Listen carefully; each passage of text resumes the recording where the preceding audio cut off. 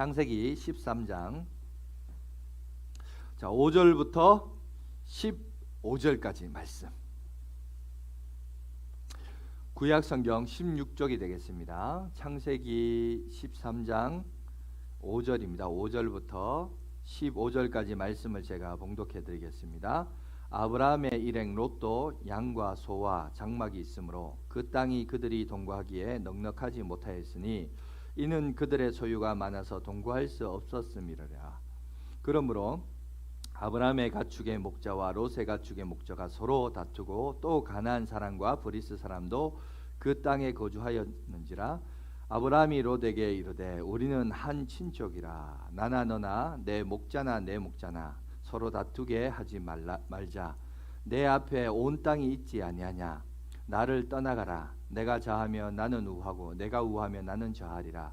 이에 롯이 눈을 들어 요단 지역을 바라본즉 소알까지 온 땅에 물이 넉넉하니 여호와께서 소돔과 고모라를 멸하시기 전이었으므로 여호와의 동산 같고 애굽 땅과 같았더라. 그러므로 롯이 요단 온 지역을 택하고 동으로 옮기니 그들이 서로 떠난지라. 아브라함은 가나안 땅에 거주하였고 롯은 그 지역의 도시들에 머무르며 그 장막을 옮겨 소돔까지 이르렀더라. 소돔 사람은 여호와 앞에 악하며 큰 죄인이었더라. 롯이 아브라함을 떠난 후에 여호와께서 아브라함에게 이르시되 너는 눈을 들어 너 있는 곳에서 북쪽과 남쪽과 그리고 동쪽과 서쪽을 바라보라. 보이는 땅을 내가 너와 내 자손에게 주리니 영원히 이르리라. 아멘. 오늘은 우리 창세기에 있는 말씀을 통해서 하나님께 우리를 통해서 주시는 은혜를 함께 공유했으면 좋겠는데요. 우리의 시선을 하나님의 시선에 맞춥시다 라는 말씀으로 은혜를 나누려고 합니다. 제가 어떤 한 인물을 잠깐 한번 소개하려고 합니다. 풀네임이 뭐냐면 데오도 아그리파 도비녜라는 사람인데요. 발음이 조금 어렵습니다. 프랑스 사람인데 저기 이름 밑에 연도가 있죠. 1500 옛날 사람이에요. 1552년에서 1630년 동안 살았던 인물입니다.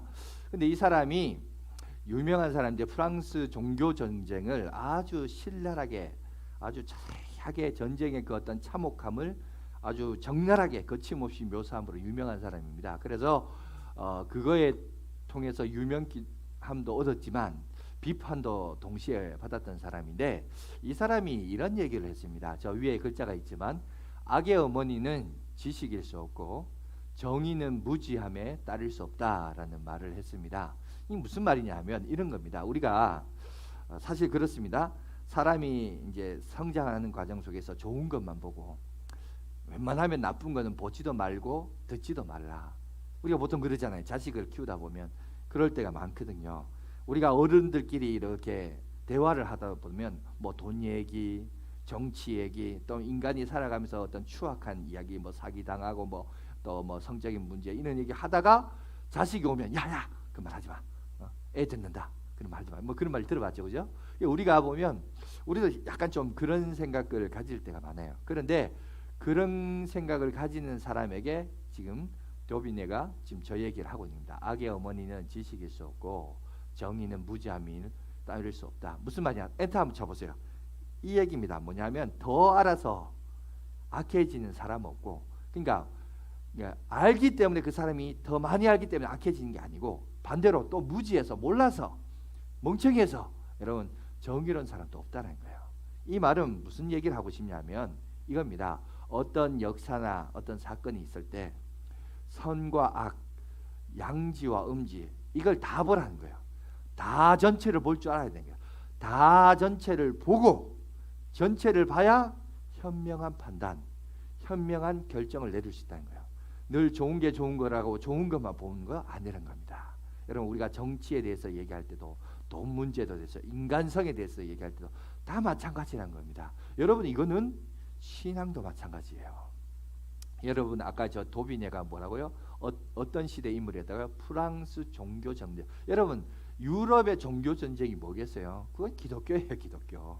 그러니까 기독교에서 일어났던 그 참혹한 현실을 실제적으로 보라는 거예요. 좋은 것도 있고 안 좋은 것도 보라.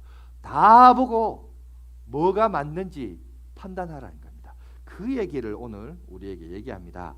저는 요즘 그런 생각을 합니다. 사람을 움직이게 하는, 행동하게 하는 게 뭘까? 그 근원이 뭘까? 이거에 대해서 고민을 많이 하고 있습니다. 여러분들도 한번 생각해 보세요. 사람이 인생을 살아가는 데 있어서 그 사람을 움직이게 하고 여러분 행동하게끔 하는 것이 무엇일까? 근데 제가 이제 묵상을 해보니까 크게 세 가지가 있는 것 같아요. 여러분 여기서 이제 세 가지라고 한다고 단순하게 요 세 가지가 아니라 이 세 가지 단어는 여러분 함축되어 있습니다. 여러 가지로 함축되어 있는데 그게 뭐냐 하면은 PPT를 잠깐 한번 보여주시면 세 가지가 있습니다. 첫 번째 감정.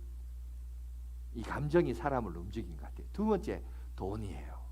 그죠? 세 번째 여러분 믿음, 신념. 이건 자, 근데 이걸 좀 하나하나 자세하게 이제 보면 여러분 감정은 뭐냐면 단순히 감정적인 거 사랑한다, 좋아한다, 미워한다, 질투한다 뭐 이런 걸 포함해서 결국은 뭐냐 하면은 이 감정은 어디서부터 오느냐 하면 인간관계에서부터 옵니다. 물론 사람이 자연을 이렇게 보면서 산과 들, 바다, 해외 가서 자연의 어떤 경이로움을 보면서 감탄할 수 있어요. 와 대단하다 이렇게 그러나 그런 감정도 있을 수 있지만 사실 사람들이 살아감에 있어서의 감정적인 요소는 자연에 대한 경이로움보다는 사람이 인간관계를 통해서 그 관계를 통해서 감정들이 일어납니다. 그죠? 요즘 뭐 그런 사실적인 프로그램 그런 것들 보면 그런 거 많아요. 특히 요새 중년들이 이혼을 많이 하는데 중년 결혼 생활하는 사람들이 이혼을 많이 하는 이유가 뭐냐니까 옛날에 자기가 놓쳐버렸던 그 첫사랑이 생각이 나서 그 첫사랑을 다시 만나서 뭐 이런 얘기가 나오죠. 그러니까 안 좋은 얘기지만 그것도 결국 뭐예요? 사람이 감정이 있다 보니까 움직이는 거거든요. 이게 좋아한다, 싫어한다, 미워한다, 기뻐한다, 즐거워한다 모든 감정들이 거기 이제 섞여 있어서 그 감정에 있어 사람이 움직이는 거예요. 여러분 아리스토텔레스도 뭐라 합니까? 사람은 사회적 동물이라는 말을 하시죠. 그래서 사람은 여러분 결국은 뭐냐면 관계를 통해서 이것이 움직이게 되어 있고 또 우리를 만드셨던 하나님도 창세기를 보니까 우리 인간을 만들 때 뭐라고 하죠? 하나님이 자 삼위일체 하나님끼리 만들어 우리의 모양과 우리의 형상. 자 나의 모양과라고 말하지 않고 우리라는 관계적인 단어를 썼습니다. 삼위가 하나가 되신 것처럼 자 삼위일체가 하나가 되신 것처럼 우리의 모양과 우리의 형상대로 그러니까 우리는 관계적인 신에 의해서 관계적인 존재예요. 서로가 의존하고 관계를 맺는 존재입니다. 심지어 여러분 텔레비전 프로그램 보면 무인도에 혼자 사는 사람 관계를 끊고 산 저 깊은 곳에 혼자 사는 사람 혼자 살겠다고 들어갔는데 그걸 굳이 카메라가 들고 가서 찍어요. 그런 프로그램 있죠. 뭐 내가 갑자기 생각이 안 나는데 나 혼자 산다 맞나요? 하여튼 그거가 굳이 그걸 왜 또 찍어요? 그러면서 또 너 당신 왜 그렇게 혼자 산에 들어가서 무인도에 가서 삽니까? 이 얘기를 또 합니다. 그러면 또 그 속에 다 뭐가 나요? 다 관계, 과거의 아픔과 상처. 그래서 속세를 떠나간다. 그래서 이제 사는. 그러니까 결국 보면 인간은 관계적인 존재예요. 자, 이런 감정들이 있습니다. 또 두 번째가 뭐냐? 여러분 아까 두 번째 그림 보니까 돈이에요. 돈. 여러분 참 여러분 여기도 돈이란 게 단순히 돈만이 아니에요. 여기 돈이란 말은 이 함축적인 의미가 가지는데 이게 경제, 뭐 또 살림살이, 우리가 어떤 삶의 어떤 인생의 가치관을 추구한 추구, 생애 수단, 뭐 이런 것들 다 있죠. 그래서 오늘은 사실 요 돈에 대한 부분을 구약적인 예를 통해서 오늘 잠깐 한번 나누고 그 다음에 다음 주에는 신약에서 이걸 어떻게 다룬가 두 가지 시간을 좀 가지려고 합니다. 사실 이거를 한 시간에 다 했으면 좋겠는데 시간이 좀 너무 길어요. 그리고 제가 보니까 우리 교인들은 한 시간 조금 넘어가면 집중력이 조금 떨어지는 것 같습니다. 괜히 막 힘들어하는 것 같고 그래서 그냥 이거 두 개로 나누자. 그래서 오늘은 구약적인 예를 통해서만 얘기하고 신약에서는 이걸 어떻게 말하고 있는가 우리의 어떻게 보면 신앙과 물질관 이거에 대한 우리의 민낯을 한번 보는 그런 시간을 좀 갖겠습니다. 아까 도빈의 예처럼 여러분 사실 두 가지를 다 볼 수 있어요. 좋은 게 좋은 거라고 좋은 얘기만 하면 안 돼요. 성경은 한 번도 인간에 대한 평가를 할 때 그 사람에 대해서 좋은 얘기만 하지 않아요. 그래서 성경은 위인전하고 성경은 다릅니다. 어떤 한 인물에 대해서 얘기할 때 여러분이 구약이든 신약이든 좋은 인물에 대해서 얘기해 보세요. 한 인물을 얘기해 보면 다윗이 좋은 왕이죠. 물론 맞습니다. 모범이 될 만한 행동도 많아요. 그러나 성경은 다윗의 범죄도 얘기하고 있어요. 그죠? 둘 다 얘기해요. 여러분 신약에 와서 뭐 가장 대표적인 사람을 뽑으라 그러면 바울을 들 수 있겠죠. 여러분 바울이 좋은 예만 있네? 아니요. 물론 서신서를 쓰고 교회의 초대교회 교회론을 정립을 하고 이런 일들을 했지만 여러분 그가 실수한 인물이 있었죠. 누굽니까? 마가복음을 기록한 마가 요한을 그를 무시했어요. 청년 시절에 신앙에 열정이 없다고 무시했지만 오히려 이 나중에 가서는 복음서를 제일 먼저 기록한 사람이 마가였습니다. 그죠? 그리고 사도 바울은 몸에 병이 있었어요. 병이 뭔지는 모르지만 뭐 거의 대부분 이제 간질이 아니겠느냐 이렇게 평가를 내리고 있는데 뭐 여러 가지 이제 학설이 나옵니다. 정확한 건 없지만 그런 질병을 가지고 있었어요. 그러니까 성경은 항상 그 사람의 잘난 부분을 얘기한 게 아니라 다 보여줘요. 다 보여. 우리가 사실 아까도 말했지만 리얼 월드 우리가 우리의 이 안경으로 우리의 이 필터로 이렇게 걸러서 봐서 그렇지 성경은 이렇게 들어가면 어떤 인물에 대해서 얘기할 때 그 인물의 좋은 얘기만 한 게 아니라 그 사람의 약점과 민낯을 글자 그대로 다 보여줘요. 여러분 그걸 다 보여주면서 하나님은 어떻게 역사하시는가라는 걸 우리에게 얘기합니다. 여러분 21세기를 살아가는 우리도 마찬가지예요. 여러분 어떤 한 사람의 삶에 긍정적인 것도 있고 모범이 될 만한 것도 있지만 부정적이고 그 사람의 민낯도 드러난 거예요. 교회도 마찬가지입니다. 여러분 좋은 것도 있지만 그러지 못한 것도 있어요. 그런데 이것을 어떻게 하나님이 만들어가고 이끌어가시고 섭리하신가? 그게 바로 성경인 거예요. 그러니까 성경을 볼 때 그런 관점이 필요한 겁니다. 자 오늘 여기도 마찬가지입니다. 자 아까 우리가 사람을 움직이게 하는 게 세 가지가 있다 그러는데 아마 이 세 가지 중에 두 가지는 교회만이 아니라 교회 밖에서도 얼마든지 여러분 인정할 수 있는 두 가지입니다. 그죠? 감정과 그 다음에 아까 돈, 물질이었죠. 근데 이것을 가장 잘 표현한 그림 하나가 있습니다. 여러분 주보 설교 노트에도 있고 PPT도 한번 보여주시면 있는데 변윤희라는 작가가 여러분 그린 그림이에요. 저기 보면 이 그림의 제목이 있습니다. 조금 춥죠? 예, 뒤에는 좀 꺼주셔도 됩니다. 자, 뭐라고 제목했냐면 한번 다 같이 읽어봅시다. 시작. 허전함을 허기로 착각한 어느 날 이렇게 됐어요. 오늘 여기 보니까 어떤 한 남자가 초록색 색깔을 입은 한 남자가 이렇게 인스턴트 음식에 둘러싸여서 쓰레기에 둘러싸여서 턱 누워 있습니다. 누워져 있는데 뭔가 쓰레기에 덮어져 있는 것 같기도 하고 저걸 다 먹어가 배가 불렀는지 누워 있기도 한데 여러분 저게 이제 뭘 상징하냐면 저기 이제 텔레비전 있죠. 저 텔레비전 지금 영상에 보이는 거 보면 뭐가 되어 있죠. 지금 텔레비전 정규 방송이 다 꺼질 때까지 지금 저 남자가 저 텔레비전을 보는 거예요. 저 텔레비전에서 보여지는 건 뭐죠? 저는 제가 볼 때 요즘 이제 저것도 좀 그림이 옛날 그림이에요. 텔레비전이 아니라 요즘은 뭐냐 스마트폰이 저기 딱 들어가 있어야 돼요. 그죠? 오늘날 현대인들은 저렇게 텔레비전이나 스마트폰을 통해서 뭘 보느냐? 세상의 화려함을 봐요. 세상에 여러분 자기들이 보여주고 제시하는 행복론을 제시하고 보여줘요. 이렇게 하면 행복하다. 좋은 차를 사면 행복하다. 좋은 집을 사면 행복하다. 그죠? 저 음식과 제품 인스턴트 음식 먹으면 배부르고 행복하다. 그래서 지금 저 사람이 뭐하고 있죠? 자, 모든 인스턴트 음식을 먹고 그냥 저 쓰레기에 누워가지고 그죠? 이게 쉬고 있는 저 그림을 보여주고 있습니다.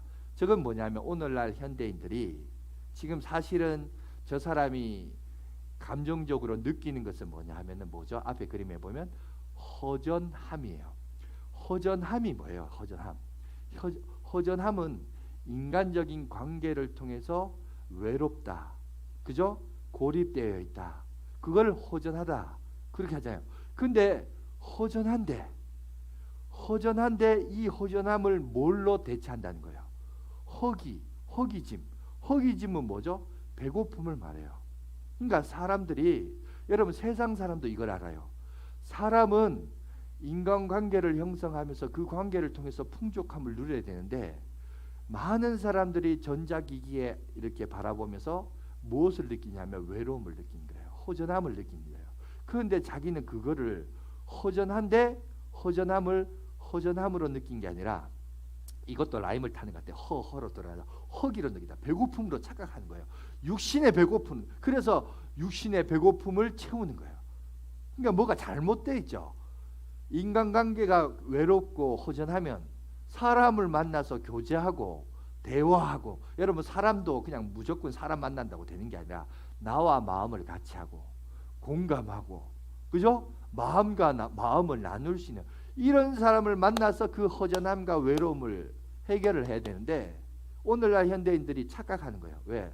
영상을 보면서 잘못 제시하고 잘못 보여주는 텔레비전 미디어를 통해 보여준 그 화려함으로, 그것으로 그 허기를, 다시 말해서 허전함을 허기로 착각해서 그걸로 채워줄 수 있는 것처럼 잘못 사용하고 있는 미디어의 현상을 오늘 이 작가가 이렇게 우리에게 표현을 하고 있습니다. 여러분, 이거는 그 작가만의 해석이 아니라 오늘 우리들도 마찬가지입니다. 여러분, 인간은 육신을 흙으로 지음을 받은 존재죠. 그래서 여러분, 아까도 말했지만 관계를 통해서, 그 관계를 통한 온전한 건강한 감정과 함께, 그죠? 그 건강한 감정과 함께 또 여러분 그 허기짐, 또 외로움, 이런 것도 해결을 해야 돼요. 감정적인 요소에부터 자유함을 누릴 수 있어야 됩니다.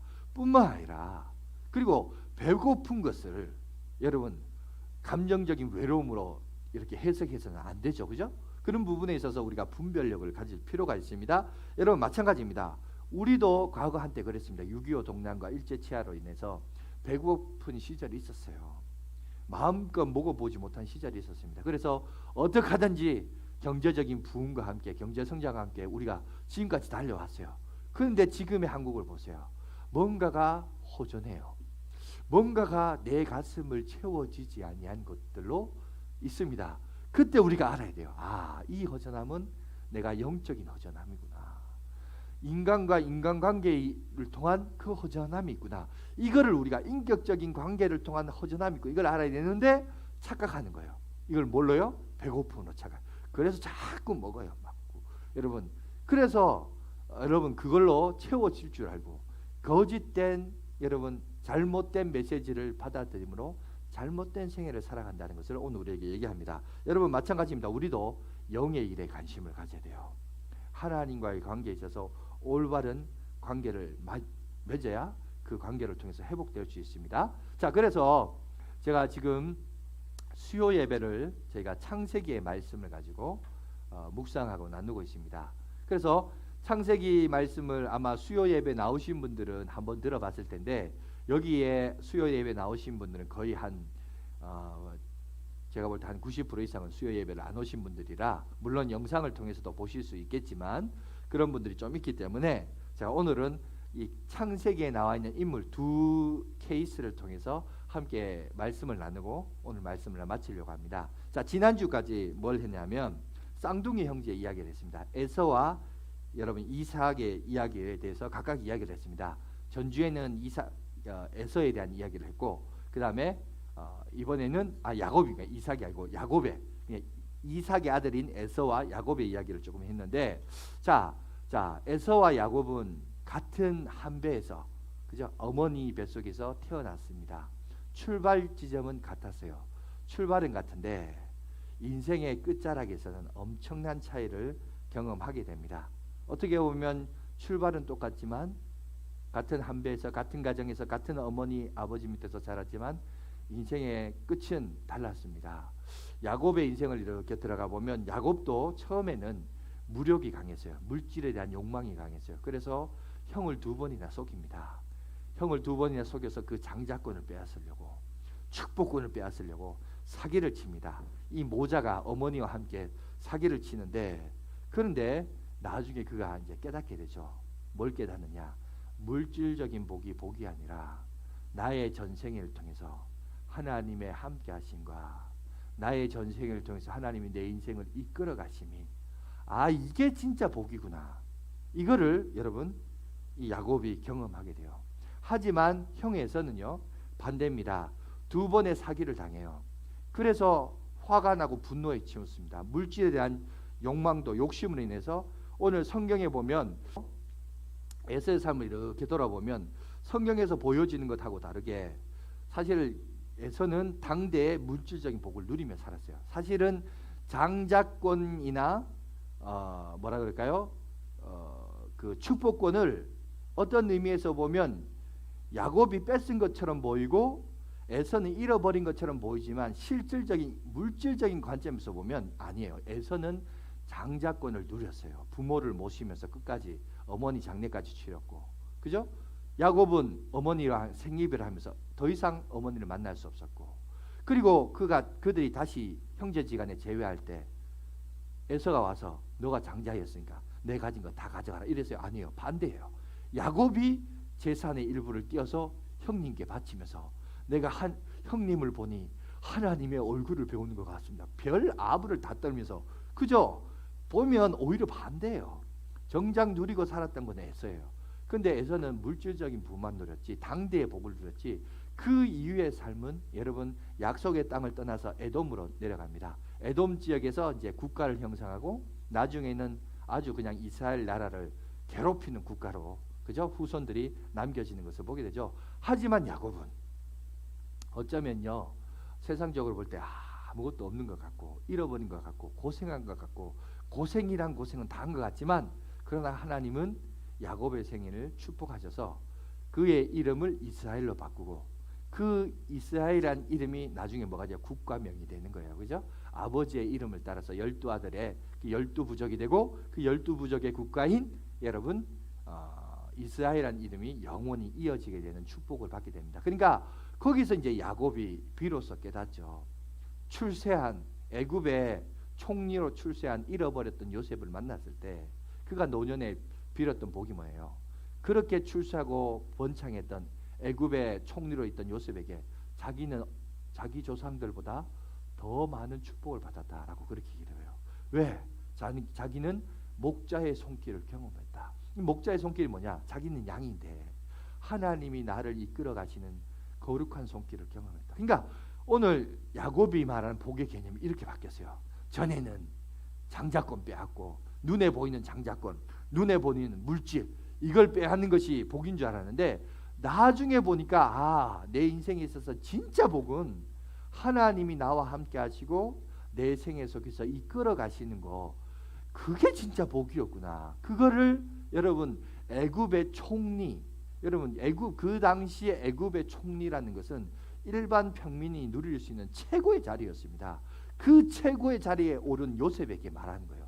나는 복받은 인생이다. 네가 복받은 것 같지만 네가 총리로서 최고의 복이라고 하지만 아니란 거예요. 내가 최고의 복을 받았는 거예요. 그게 뭐냐? 내가 하나님의 손길을 경험했다는 겁니다. 여러분 이런 고백을 들을 수 있는 저와 여러분들이 되시기 간절히 바라겠습니다. 자, 그러면서 오늘 또 다른 인물을 한번 소개하려고 하는데 여러분 같은 고향의 출신으로서 여러분 삼촌의 유산을 물려받을 수 있는 조카 롯에 대한 이야기입니다. 여러분 오늘 본문으로 들어가 보시면 가축들이 번성했습니다. 그래서 목동들이 자기들끼리 이제 지역이 제한되어 있다 보니까 다투기 시작합니다. 그래서 이 소문을 듣고 아브라함이 조카 롯을 부릅니다. 불러서 말합니다. 너와 나 사이에 싸우지 말자. 그냥 네가 자하면 내가 우하고 내가 우하면 네가 우하면 내가 자하리라. 선택권을 조카에게 줘요. 그러니까 그 제안을 주니까 얼마나 그 제안을 기다렸겠습니까? 그죠? 아싸비요 하고 그냥 신났겠죠. 그래서 이제 선택을 하기 위해서 기막힌 곳을 찾으려고 막 쫓아다닙니다. 그러다가 정말 놀라운 곳을 찾아요. 오늘 10절에 보니까 그죠? 본문 10절을 보세요. 이에 롯이 눈을 들어 요단 지역을 바라본 즉 소알까지 온 땅이 물이 넉넉하니, 자 이렇게 평가합니다. 여호와께서 소돔과 고모라를 멸하시기 전이었으므로 여호와의 동산 같고 애굽 땅 같았더라. 그죠? 여기 보니까 롯이 이렇게 평가합니다. 여호와의 동산, 애굽 땅. 여러분 이 두 단어는 어떤 의미에서 보면 전혀 어울리지 않는 단어입니다. 그죠? 그런데 이 단어가 여기 사용되어 있어요. 애굽 땅과 같았다라는 말은 오늘 13장을 보고 있는데 12장에 보면 아브라함이 여러분 약속의 땅에 거주하지만 가뭄이 들어서 애굽으로 한번 내려갑니다. 내려갔다가 조카 롯도 같이 내려갔다가 오는데 거기서 여러분 그 시절 그 당대의 화려함과 아주 큰 문명을 이 롯이 보고 돌아왔어요. 그걸 보고 돌아왔기 때문에 그걸 보고 표현한 것이 뭐라고 얘기하냐면 애굽 땅과 같았다라고 하는 겁니다. 제가 전에도 한번 그런 얘기를 했는데 제가 중고 청년 시절에 그랬습니다. 전자제품 중에 가장 유명한 전자제품이 뭔지 아세요? 일본 제품이었어요. 파나소닉, 뭐 소니 이런 제품 사면 하여튼 그게 제일 좋은 거예요. 뭐 일제 제품 사면 뭐 더 이상 말할 것도 없었습니다. 요즘은 그러면 아유 무식하다는 소리 듣지만 여러분 제가 중고청 시절만 하더라도 일제 제품이 그렇게 좋았습니다. 그런데 여러분 저보다 더 오래된 사람들은 나이 드신 분들은 옛날에 뭐라 하면 미제 제품이다 이러면 이건 뭐 말할 것도 없습니다. 그러니까 결국 그게 뭐예요? 오늘 애굽 땅과 같았단 말은 그 당시에 있어서 최고다는 거예요. 제일 좋다는 겁니다. 세상적으로 제일 좋았다. 그러면서 세상적인 관점으로는 제일 좋은 땅, 그리고 종교적인 관점으로는 하나님의 동산. 그 말은 여러분 뭐라고 하냐? 하나님이 내게 좋은 땅을 줬다. 하나님의 동산 같고 애굽 땅과 같았다. 누가 말했죠? 롯이. 누가 보니까 롯의 관점으로 보니까 그 땅이 그렇게 했다. 여러분 그렇게 평가를 하고 있습니다. 그래서 여러분 11절 12절 보세요. 그러므로 롯이 요단 온 지역을 택하고 동으로 옮기니 그들이 서로 떠난지라. 아브라함은 가나안 땅에 거주하였고 롯은 그 지역의 도시들을 머무르며 그 장막을 옮겨 자 소돔까지 이르렀더라. 여기 보니까 소돔까지 이르렀더라. 조금 우리나라 성경이 좀 어렵습니다. 무슨 말이냐면 소돔까지 이르렀다는 말은 이게 소돔 안에 들어갔다는 말이에요. 소돔 안에 안 들어갔다는 말이에요. 이게 조금 어렵죠. 그런데 영어 성경에는 이걸 아주 자세하게 잘 설명하고 있습니다. 잠깐 PPT를 한번 보여주시면 12절을 이렇게 얘기해요. 자, 소돔까지 이르렀더라. 저기 보니까 pitch his tent near 소돔, near 그러니까 소돔 가까이 있었다. 그러니까 들어가지 않고 가까이 있었다라고 얘기해요. 아니 소돔과 고모라를 그렇게 원했으면 들어가 살지, 그죠? 들어가 살지 왜 소돔까지 가까이 가가지고 아니 들어가지도 않고 저 가까이서 그 주변에서 배회하고 있을까요? 이 이유는 13절에 얘기합니다. 소돔에 왜 그가 들어가지 않는지 13절 보니까 여러분 성경 한번 보세요. 소돔은 여호와 앞에 악하며 뭐라고요? 큰 죄인이었더라. 무슨 말입니까? 롯이 생각하기에는 자기 관점으로 볼 때는 그러니까 기준이 뭐였냐? 하나님을 믿지만 어떤 일을 선택함에 있어서의 물질이었다는 거예요. 여기를 가야 내가 성공한다는 거예요. 여기를 들어가야 내가 이길 수 있다는 거예요. 그러나 섣불리 들어가지 못합니다. 왜? 13절에 보니까 하나님의 평가를 롯이 이미 알고 있었습니다. 알고 있으니까 그 주변을 이렇게 맴도는 거죠.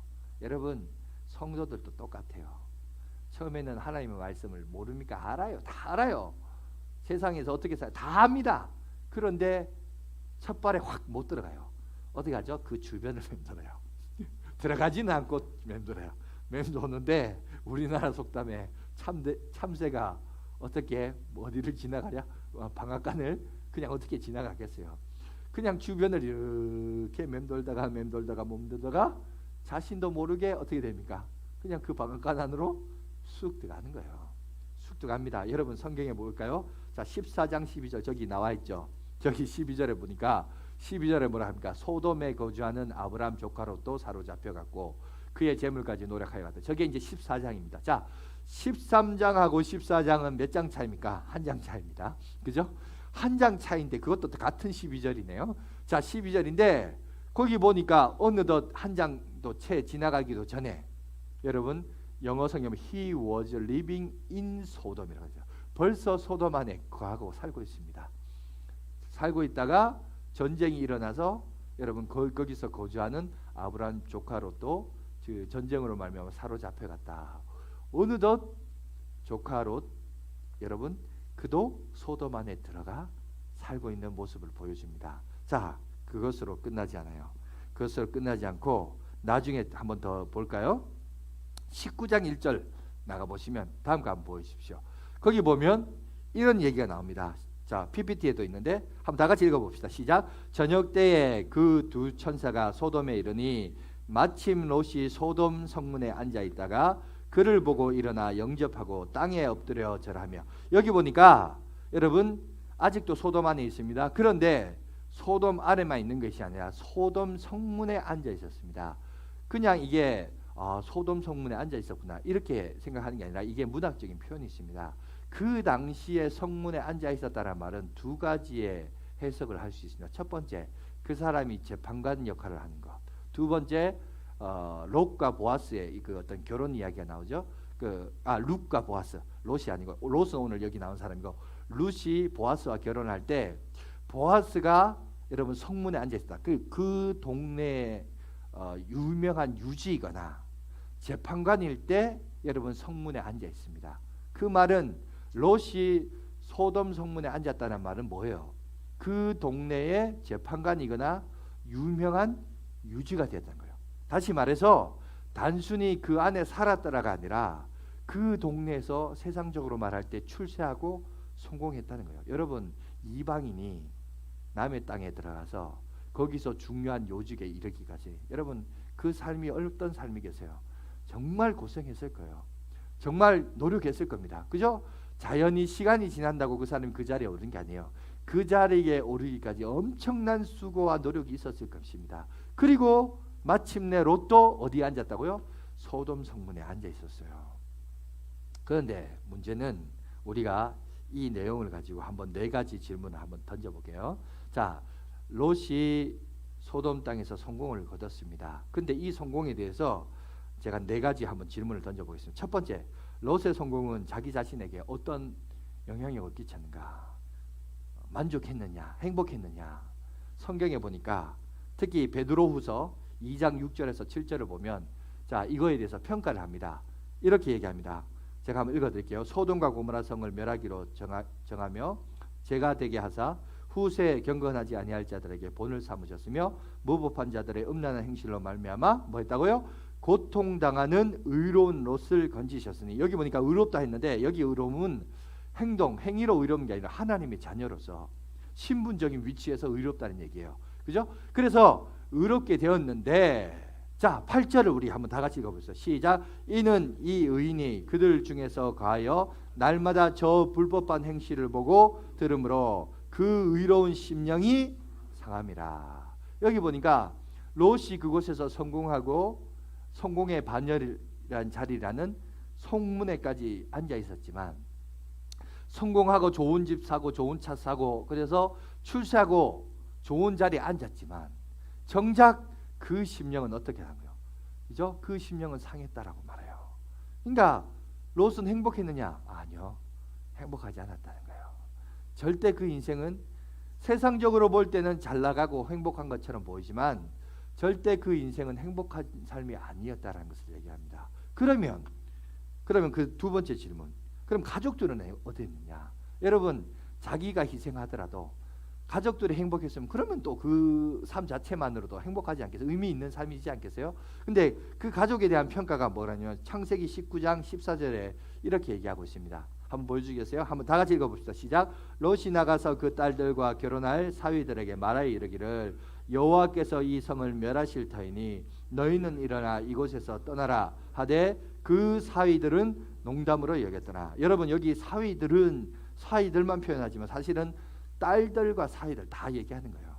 대표성을 띄어서 이제 사위들만 얘기하지만, 여러분 유대 결혼법을 보면 여러분 약혼은 곧 결혼하고 거의 동급입니다.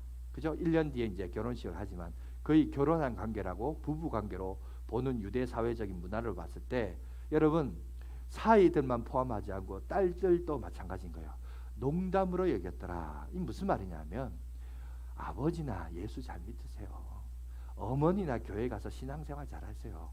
이 좋은 나라에 무슨 하늘에 갑자기 불이 떨어집니까? 불심판이 임합니까? 그냥 헛소리하지 마시고 부모님이나 예수 잘 믿으세요. 지금 그 얘기하고 있는 거예요. 무슨 말이냐면 농담으로 여겼다라는 말은 원어적인 해석은 뭐냐면 옷에 묻은 먼지를 털어버렸다, 이런 뜻이에요. 그러니까 마치 롯이 말하는 메시지를 옷에 먼지 취급하면서 털어버린, 당신이나 예수 잘 믿어라, 당신이나 신앙생활 잘해라. 그러니까 자녀들에게 똑같이 영향력을 끼치지 못했습니다. 뿐만 아니라 여러분 사회 속에서도, 자 보니까 그가 재판관 또는 그 동네 유지까지 올랐습니다. 그러면 어떤 선한 영향력을 끼쳤을까요? 이 심판을 하기 전에 19장을 얘기하기 전에 18장에 여러분 아브라함에게 먼저 찾아가죠. 그리고 이 일에 대해서 하나님이 알려줍니다. 그러자 아브라함이 기도합니다. 중보 기도하죠. 이 사실을 알고 조카 롯을 위하여 기도합니다. 그 동네에 의인이 50명이 있으면 하나님 멸하겠습니까? 멸하지 않겠다. 제가 한 번 더 묻겠습니다. 근데 거기서 5명이 모자라서 45명 있으면 어떡하겠습니까? 멸하지 않겠다. 제가 또 한 번 묻겠습니다. 40명요, 30명요, 20명요. 마지막으로 제가 묻겠습니다. 10명만 있어도 하나님 멸하겠습니까? 멸하지 않겠다라고 했어요. 그런데 여러분 어땠습니까? 거기에 10명이 있었나요? 영향력을 끼쳤나요? 자기는 출세했어요. 재판관이 되고 아니면 동네 유지가 되어서 그 동네 성문에 앉은 자리에까지 올랐습니다. 그러나 그가 그 누구에게 어떤 영향력을 끼쳤어요? 아무에게도 영향력을 끼치지 못했습니다. 여러분 이거는 롯만의 문제가 아니에요. 21세기를 살아가는 우리도 마찬가지입니다. 하나님이 우리에게 아니 저에게 나타나서 말할 거예요. 너희 양아진 교회에 의인 10명 있냐? 하나님 10명밖에 없을까요? 막 이렇게 하지만 여러분 몰라요. 그거는 그죠? 여러분 이거는 롯에 대한 평가일 뿐만 아니라 이건 우리에 대한 평가예요. 나에 대한 평가일 뿐만 아니라 여러분에 대한 평가입니다. 여러분 우리들도 이 세상에 대한 성공, 좋은 자리, 출세, 부자 되는 거 다 좋아요. 좋은데 그런데 의로운 길로 이끄는 데 있어서 여러분 얼마나 너희들 영향력 가졌느냐? 단 10명이라도 있느냐는 거예요. 이 질문을 오늘 우리 가운데 얘기하고 있습니다. 그런데 롯은 정작 그런 삶을 살지 못했습니다. 그래서 뭘 남겼어요? 남긴 게 뭐가 있어요? 있는 건 있어요. 뭐가 있냐? 이거 남겼습니다. 창세기 19장에 보니까 37절 38절 거기 보니까 이렇게 얘기합니다. 제가 읽을게요. 큰딸은 아들 낳아 이름을 모압이라 하였으니 오늘날 모압의 조상이요. 그죠? 작은 딸도 아들 낳아 이름을 베남미라 하였으니 오늘날 암몬 자손의 조상이었더라. 여러분 이거 남겼어요. 두 딸이 아버지를 술을 먹여가지고 동침을 해서 낳은 자식 이 둘이 낳았습니다. 모압과 암몬 족속의 조상이 된 결국 이 두 족속은 나중에 어떻게 됩니까? 이 두 족속도 똑같아요. 나중에 이스라엘을 향하여 적대적인 행위를 하는 괴롭히는 족속으로 남겨진 이런 것밖에 없었어요. 그러니까 결국 보세요. 롯이 남긴 거는 자기도 행복하지도 못했고 가족도 행복하지도 못했고 어떤 영향력도 남기지 못했고 기껏 남긴 거라고는 불신의 자손들 모압과 암몬 족속 이것밖에 남지 않았습니다. 이에 반해서 아브라함을 한번 보시기 바랍니다. 아브라함은 황량한 벌판에 남겨졌습니다. 아무것도 없는 상태에 남겨졌어요. 그런데 하나님이 그에게 나타나셨습니다. 그리고 그에게 비전을 보여주셨어요. 너와 너의 자손인 이삭과 야곱과 그죠? 대대로 이 땅을 통해서 이 땅을 축복할 것이요. 이 땅을 통해서 너를 세울 것이요. 그리고 그가 거부의 삶도 살지만 또한 뭐도 삽니까? 믿음의 조상이라는 여러분 명예로운 삶을 살 것을 성경은 우리에게 얘기합니다. 물론 여러분 보세요. 아브라함은 그걸 당대에 누리지 못했어요. 그죠? 당대에 누리지 못하고 그냥 나그네 인생을 살아요. 그러나 당대에 누리지는 못했지만 그의 이름은 영원할 뿐만 아니라 늘 믿음을 얘기할 때마다 믿음의 조상이라는 이름의 수식어가 따라왔습니다. 그죠? 그리고 그러면 그렇게 불행하게 살았냐? 그것도 아니에요. 이 세상을 살 때 살 만큼 살면서 여러분 살았습니다. 여러분 어쩌면 우리 양화진 교회도 마찬가지라고 봅니다. 우리도 살면서 어느 정도 살 만큼 살 거예요. 그러나 앞으로 우리 내일의 우리의 양화진 교회는 더 큰 복과 은혜를 우리 가운데 허락해 주실 줄 믿습니다. 그런데 여기서 중요한 건 뭐냐? 좋은 땅이냐, 좋은 곳이냐, 좋은 곳이 아니냐 이게 중요한 게 아니란 거예요. 자, 좋은 것을 선택한 것보다 더 중요한 것은 내가 하나님과 함께 하느냐예요. 그죠? 그 얘기를 지금 우리에게 하고 있습니다. 여러분 하나님이 함께 하는 것이 복이지 좋은 환경과 좋은 곳이 있는 것이 복이 아니라는 겁니다. 오늘 그것을 여러분 기억하시고 그렇다면 오늘 결론적으로 자, 이 두 사람이 갈라지게 했던 원래의 여러분 그 현장으로 다시 돌아가서 오늘 본문에 나와 있죠. 그들이 갈라지게 된 진짜 이유가 어디에 있는가? 그것을 오늘 우리에게 얘기하고 있습니다. 여러분 와이셔츠 입을 때 단추가 여럿이죠. 근데 와이셔츠 입을 때 이 첫 단추를 잘 꿰매야 됩니다. 이게 잘못 깨어지면 그 밑에 들어가면 계속 잘못 깨어지죠. 결국 결과가 그렇게 달라집니다. 오늘 여기도 보면 영적인 첫 단추를 잘 꿰야 돼요. 그런데 여기 보면 잘못 꿰맨 첫 단축을 오늘 우리에게 소개하고 있습니다. 그게 어디냐? 13장 10절인데 9절부터 제가 한번 보겠습니다. 제가 읽어드릴게요. 내 앞에 온 땅이 있지 않느냐? 나를 떠나가라. 내가 자하면 나는 우하고 내가 우하면 나는 자하리라. 10절에 이렇게 말합니다. 이에 롯이 눈을 들어 요단 지역을 바라본즉. 자, 여기 보면 자, 이에 롯이 눈을 들어 바라봤는데, 자, 이 태도는 지금 보면 자기 인생을 자기가 조명한 거예요. 자기가 자기 인생을 자기가 눈을 들어서, 자, 여기 보세요. 주어가 누구죠? 주어가 롯이입니다. 그죠? 롯이 눈을 들어. 다시 말해서 내가 눈을 들어. 내가 눈 떠서. 그죠? 그 얘기를 하고 있습니다. 이에 반해서 오늘 성경 기자는 이걸 아주 대조적으로 얘기해요. 어떻게 대조적으로 하냐? 14절에 이렇게 얘기합니다. 14절 다 같이 한번 읽어볼까요? 시작. 롯이 아브라함을 떠난 후에 여호와께서 아브라함에게 이르시되 너는 눈을 들어 너 있는 곳에서 북쪽과 남쪽 그리고 동쪽과 서쪽을 바라보라. 여기에 주어는 누구예요? 하나님이에요. 아브라함이 주어가 아니에요. 그죠? 요 차이예요. 요 간단한 차이가 엄청난 차이를 만들어냈습니다. 롯은 자기가 눈을 들었습니다. 그죠? 그럼 아브라함은 하나님이 눈을 들라 할 때까지 눈을 들지 않았어요. 눈을 들어 바라보라 할 때까지 보지 않았습니다. 그러니까 오늘 이 두 가지 차이, 요 작은 첫 단추가 그 끝에 가서 어떤 결과가 나왔는가를 우리에게 얘기하고 있습니다. 여러분, 믿음의 삶은 무엇이냐? 내가 눈을 들어 볼 것이냐? 아니면 하나님의 눈을? 오늘 설교 제목이 뭐라고요? 우리의 시선을 하나님의 시선에 맞춥시다. 이 얘기인 거예요. 그죠? 내가 내 눈으로 보는 게 아니라, 내가 눈이 있다고 내가 보는 게 아니라 이 눈을 만드신 하나님의 시각, 하나님의 시점, 하나님의 그 바라보시는 그 관점, 그걸 보라는 겁니다. 여러분, 거기서부터 믿음의 차이가 엄청난 차이를 만들어냈다는 겁니다. 여러분, 내가 눈을 들어서 볼래요? 하나님의 눈을 들어서 볼래요? 다 이 말은 이거예요. 네 힘으로 살래? 나를 믿고 신뢰하는 그 믿음으로 살래? 이 얘기를 하고 있는 겁니다. 여러분, 어떤 믿음의 태도를 가지고 살기를 바라십니까? 여러분, 여기 이 차이가 엄청난 차이였습니다. 여러분, 롯이 유혹을 당한 단계를 보세요. 처음에는 근처에서 베거립니다. 왜? 돈이 좋으니까. 돈 뭐니 해도 머니가 최고니까. 그러니까 그 주변을 돌아요. 그러다가 어느덧 그냥 그 안에 들어가 삽니다. 그 안에 살다가 여러분, 옛날이든 오늘날이든 마찬가지죠. 세상은 무슨 사회죠? 경쟁 사회예요. 그 경쟁 사회에서 그는 이겼어요. 높은 자리에 올랐습니다. 성문에 앉은 자리까지 올랐어요. 그러나 그 결과는 뭐죠?